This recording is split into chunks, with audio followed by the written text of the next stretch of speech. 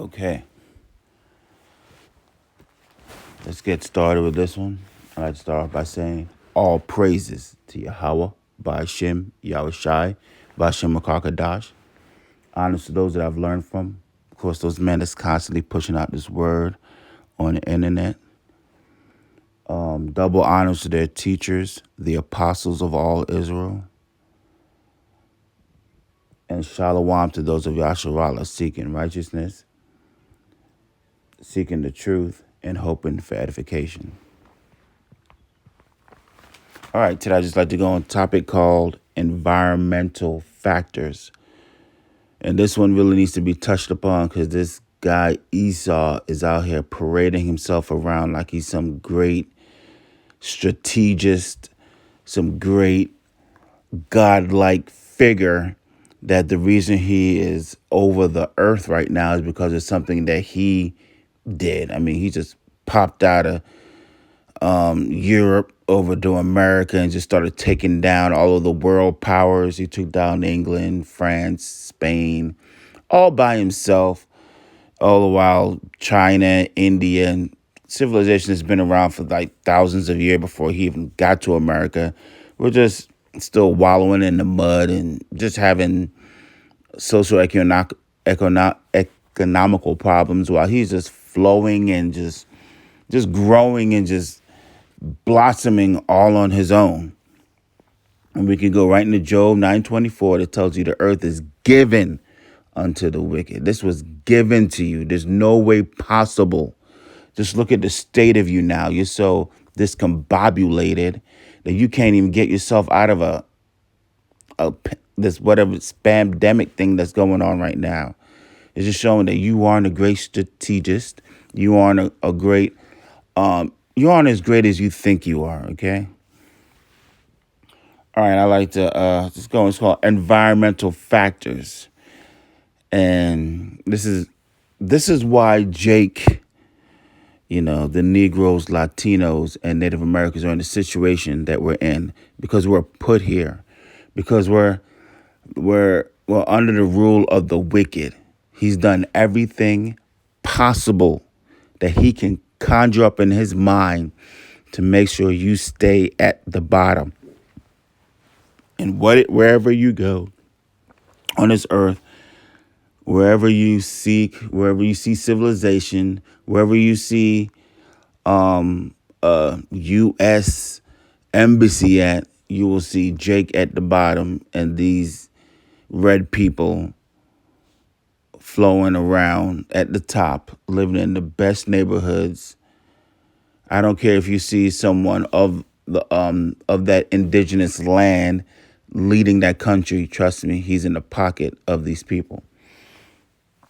So I'm gonna start off with a scripture. We'll go to Job 14:4. Who can bring a clean thing out of an unclean thing? Not one. Not one. Nobody. And who made it unclean?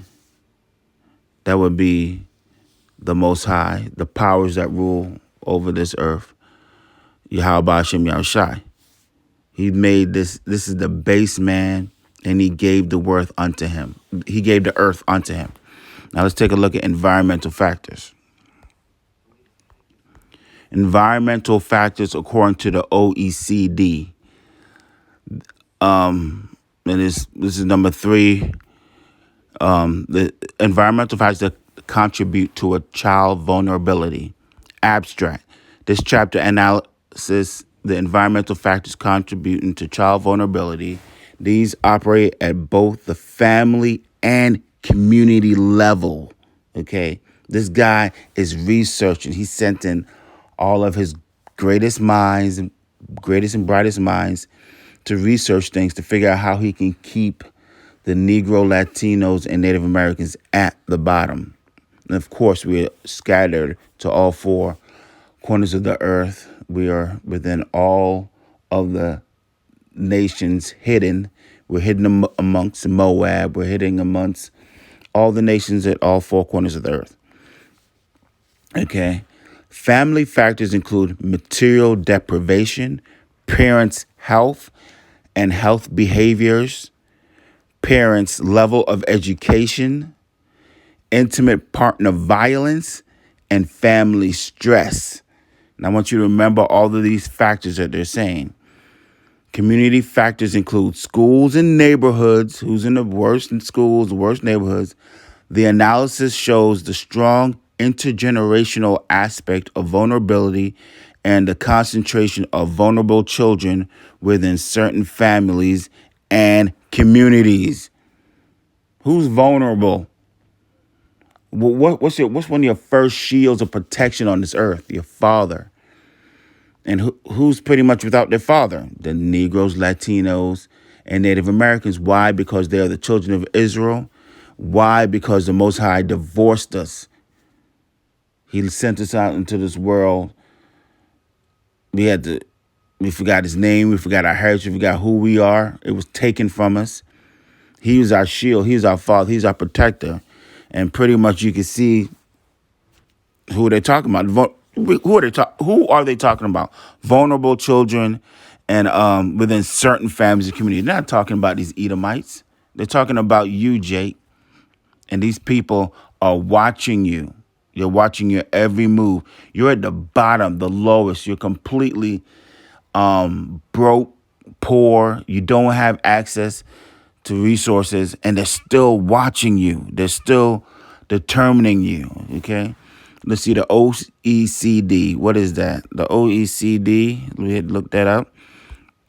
The OECD is the Organization for Economic Cooperation and Development.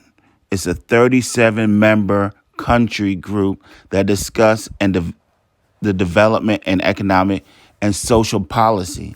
So they're doing this within groups. It takes a lot of money to get 37 countries to fly together in a big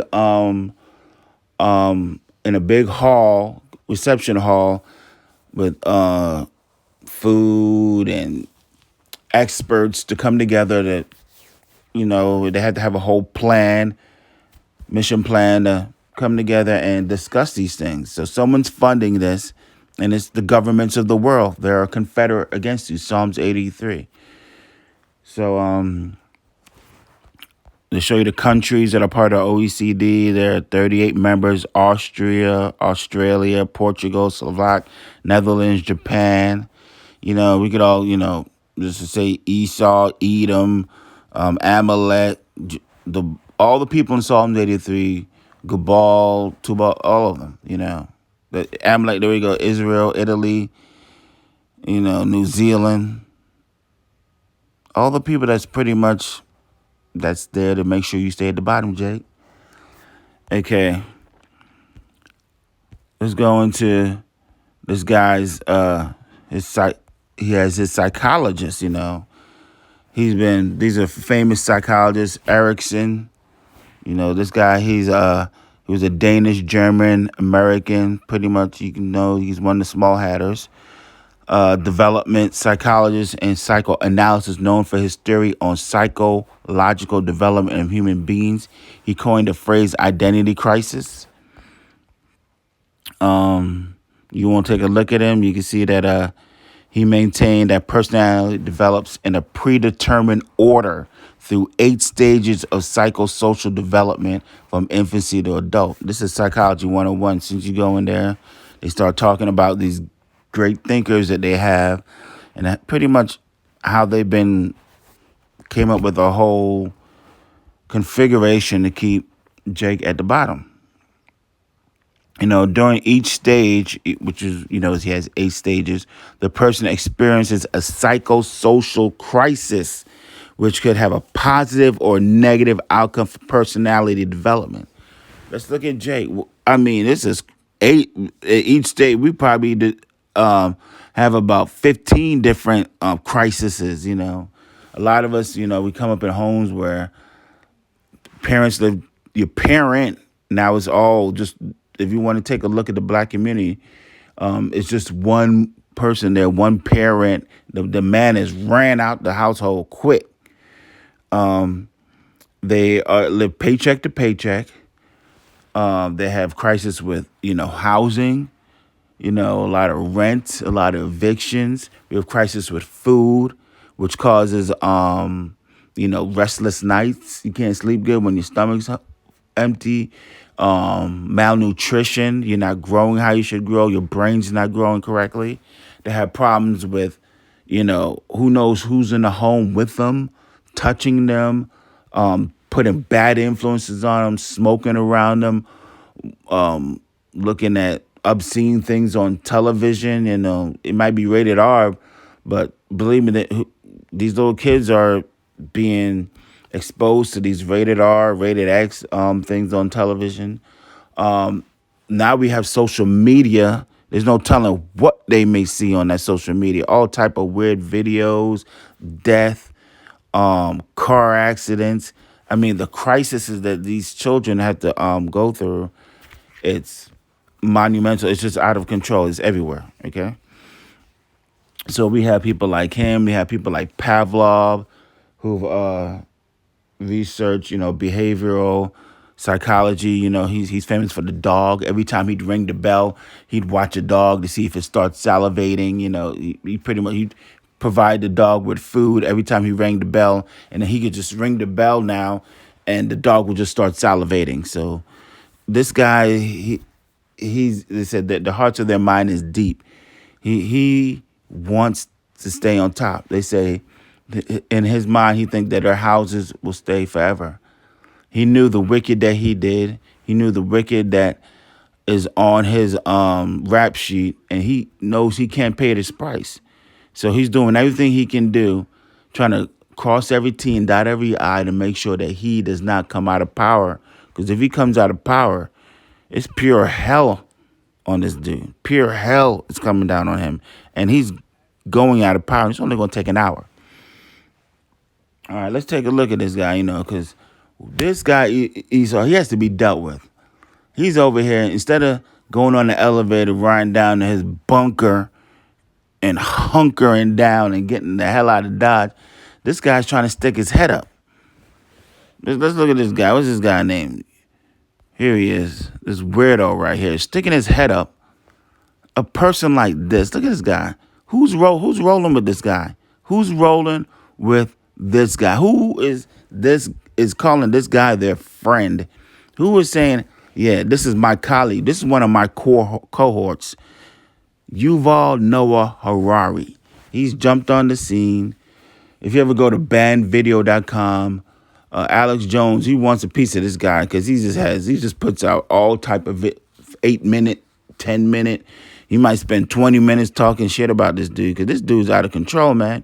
This little pipsqueak motherfucker right here got the nerve to call people useless. That's what's going on in Babylon in America. You know what I'm saying? All of the strong men have gotten over here. They came over here. They rid the land of the snakes. They built up a society, built the roads, built these huge buildings, woke up at night, people falling off the buildings, dying, people falling off the bridge, dying, people going in the sewer system. They done built up this beautiful metropolis. And now this little bitch-ass nigga right here is going to jump out and say, now I'm ready to rule, and you're useless. We need to get rid of all these useless people. We can now hack a human. This nigga is crazy, man. These little Hillary Clinton type ass, bitch ass motherfuckers, man. Jumping out of nowhere, just saying now that everything's all hunky-dory and everything's set up all nice and fine and pretty, and we can set the temperature to the correct, we can set it down to the correct temperature, and I can be comfortable, and I can go eat Mediterranean, Italian, French food at all these beautiful restaurants, and society set up perfectly. Now I'm ready to rule. It's the nerve of these people, man. And they had nerve to call other people useless when this is the most useless thing out here. Look at this guy, man. What is he? Yuval Noah Harari. He's an Israeli public intellectual historian and a professor in the Department of History at the Hebrew University of Jerusalem. This guy's a professor. He a brief human history of humankind, Homo Deus, a brief history of tomorrow in 21. I think he wrote some book. Let's see if this guy's even worth listening to. Let's see. Let's look at his spouse. Well, hold on. His spouse? Who's his spouse at? Hold on. This is a dude. But what? This is a dude popping up. Itzhak Yahav. This is his spouse. What's going on? These guys are nothing but a bunch of perverts, man. This is his spouse? What's this? That's his spouse? You see what I'm saying? These people want to tell us what's right and what's wrong. He wants to call you useless.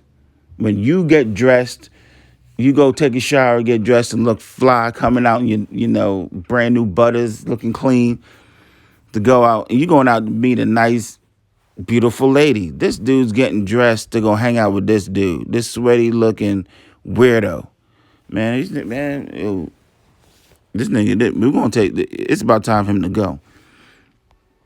Now let's take a look at this guy Hunter Biden, because these guys are look, let's go back to the psychology thing. We have Hunter Biden. He's grown. Look, I don't think he's dealing with any too much of an environmental crisis, unless he's being raised by a pervert himself. But we'll just leave that out of it. His father, he grew up in a great household. His father's a senator. His mother passed away, but then his father remarried. She's a doctor. They're not hungry. They live in a great home. His parents are upstanding members of society. Let's take a look at what Hunter Biden did. He was born. He's a little bit older than Harari. He was born in 1970. This dude was married to some chick named Kathleen Buell, divorced her, remarried some Cohen. He got baby mamas. He done messed with his brother. His older brother died. He took his older brother's wife, and they were saying they got his laptop. He was telling the wife of his older brother that he slept with. He was telling her to go get checked for HIV. This dude, he has nigga problems. This guy, he's a known crack addict. But look at his education. He went to Georgetown University. I was just on their campus about a couple of weeks ago, and that place is immaculate. It's really nice. Then he went to Yale, where he got his law degree. He is a investor, venture capitalist. Let's see here. He's in the United States Reserve. This guy, he's had everything at his footsteps, at his hands, but he got a lot of nigga problems. You know what I'm saying? It's in October 2020, New York Post published an article about a laptop computer reportedly once belonging to Hunter Biden. It contained 129,000 emails and other material. Pictures with him with allegedly with underage girls, all kind of craziness. We've heard about Hunter Biden. You know what I'm saying? What went wrong with this dude? This is Esau, man. He has, who can bring a clean thing out of an unclean thing? You know what I'm saying? This is the perfect example of that. His father is in the state capitol giving a speech talking about how he doesn't care if these little black boys don't have a parent. All he knows is they're about to hit him over the head and steal his car. So he wanted a great crime bill. And look what he spat out. This thing. I'm telling you, boy, these people got to go. Now let's take a look at Jake. Let's take a look at Jake, guys. Let's take a look at Jake, and let's think about environmental factors here. Just poor, low class, void of resources. Let's go. Let's take a look. It's Richard Pryor. Richard Pryor. He was born in 1940. He passed away back in 2005 at 65. He's a stand-up comic. That's the only way Jake can make it here is by entertaining these Edomites. You got to entertain them. Political satire, black comedy, that's the genres. Subjects, racism, race relations, because that's what we know. That's what we're dealing with in Babylon. human sexuality. Look at his spouse. Just by looking at spouse list, you can see how problematic he was and dysfunctional he was. I mean, he's got what, one, two, three, four, five, six, and he's marrying and divorcing them, remarrying them, and then re-divorcing them. You know, it's just, see, he just had a hard life. Let's see, how did Jake grow up? Let's take a look at him. Let's take a look at his early life. How did he grow up? Pryor was born in Illinois. He grew up in a brothel run by his grandmother. What kind of acts are going on in a brothel, you know? Where his alcoholic mother, Gertrude, was a prostitute. His father, Leroy Buck Carter, was a former boxer, hustler, and pimp. After Gertrude abandoned him at 10, Pryor was raised by Marie, a tall, violent woman who would beat him for any of his eccentricities. Pryor was one of 4 children raised in his grandmother's brothel. Man, oh man, he was sexually abused at 7 and expelled from school at the age of 14. This is heartbreaking. He became Prince Hall Freemason at a local lodge. He was in the army. He was in West Germany. This is the life of Jake. This is what's going on. This is what we had to deal with in America. Completely heartbreaking. I mean, there was rumors that what's that dude Marlon Brando said they had relations with Richard Pryor. It's just, yeah. I mean, it doesn't matter how righteous you are, how perfect you are, how of a righteous seed you are. Environmental factors will affect the person you become. Look at Israel. We are the sons of the Most High. We're the sons of God, and we'll say we're the sons of God. We are the righteous, and being put under the wicked. This is what the product is. This is what the product has turned out to be. Now, of course, this is one of the worst case scenarios. I mean, there's a spectrum from this to that, but just take a look at it. And everyone knows Richard Pryor. He still, was able to be somewhat functional in society. Earn millions, and his body of work is still creating revenue for his family. But if they didn't sell it, they didn't sell his body of work. But this is what Jake has had to go through in America.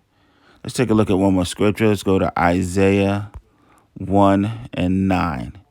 Except the Lord of hosts had left unto us. Who's us? The nation of Israel, not you Edomites. Look, y'all keep thinking y'all going in this kingdom chilling. Y'all think y'all going to roller skate up in the kingdom. Y'all ain't making it. Y'all going to be there. You're going to be slaves. All right. Except the Lord of hosts had left unto us a very small remnant.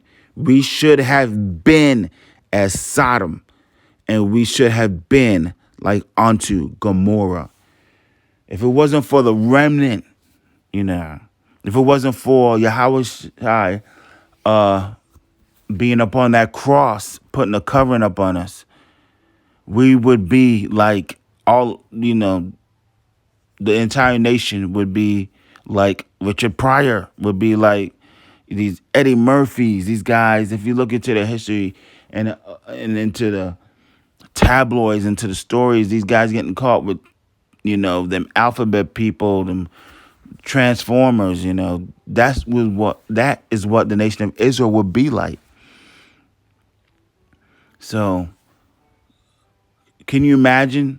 Do you think what we would turn out to be if, we didn't have all of these, we weren't under the rule of the wicked, all these environmental factors weren't being compounding upon us to destroy us? The removal of our father, being ran by these women-led households, welfare, horrible living conditions, horrible schooling, just being thrown in a pit with a bunch of lions surrounding us, and we're completely ignorant, and we don't even have enough life experience or education to know that, to climb out of that pit. We just think we're going to be in this pit and we got to fight these dogs off of us perpetually. Yeah. So, I mean, that's what it is. I'm going to end it right there. I like to say all praises to Yahweh, Ba'ashem, Yahushai, Ba'ashem Makakadash. Honors to those I've learned from. Double honors to their teachers, the apostles of all Israel. And shalom to those of Yasharallah seeking the truth, seeking righteousness, and hoping for edification. Shalom.